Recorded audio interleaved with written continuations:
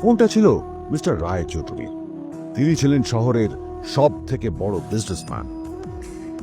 Mister Roychowdhury, আমি আপনাকেই phone করতে যাচ্ছিলাম। আমি একজন বিশেষ লোকের সাথে তোমার একটা মিটিং ফিক্স করেছি। ওর অ্যাড্রেস আমি তোমাকে টেক্সট করে দিয়েছি। আমি চাই তুমি ওই লোকটার সাথে মিট করো। ঠিক আছে, আমি যে কোনো কারোর সাথে দেখা করতে পারি, কিন্তু তার জন্য আপনাকে আমার দুটো শর্ত মানতে হবে।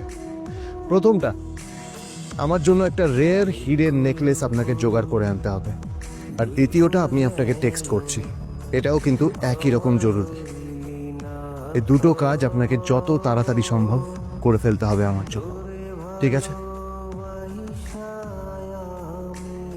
তোমার অ্যাকাউন্টে কিছু টাকা পাঠিয়েছি, কিছু জামা কাপড় কেন, যাতে তুমি ভদ্র সমাজে আসার যোগ্য হও, আর তোমাকে আমি স্বামীর পরিচয় দিতে লজ্জা না পাই।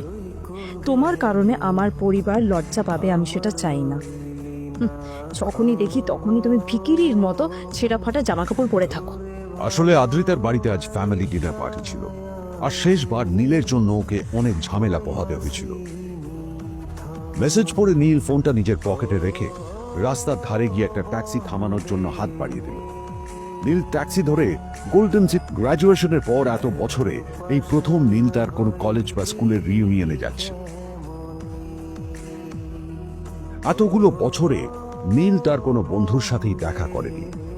নীলের তার পুরনো সহপাঠীদের কথা মনে পড়তে লাগলো, যাদের সাথে ও স্কুলে মজা করত।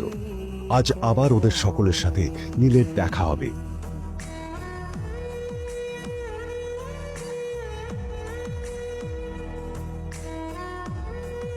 আর এই সব কিছু ভেবেই নীল এক্সাইটেড হয়ে যাচ্ছে।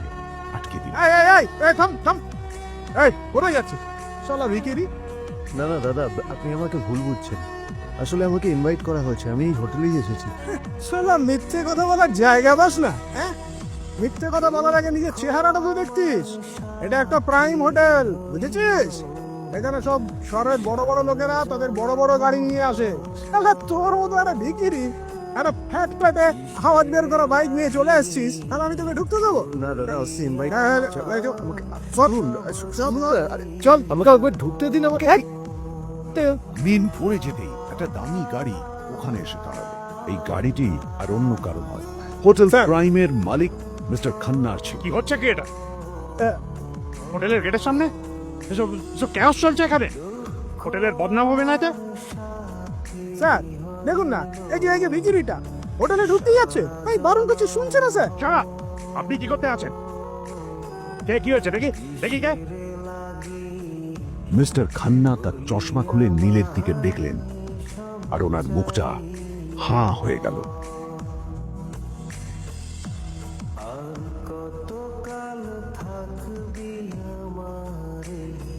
নীল স্যার, আপনি?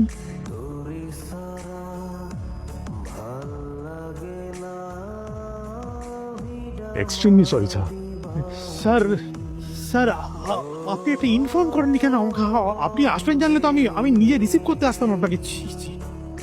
ঠিক আছে, আপনি স্যার ব্যস্ত হবেন না প্লিজ। জানোইনি কে?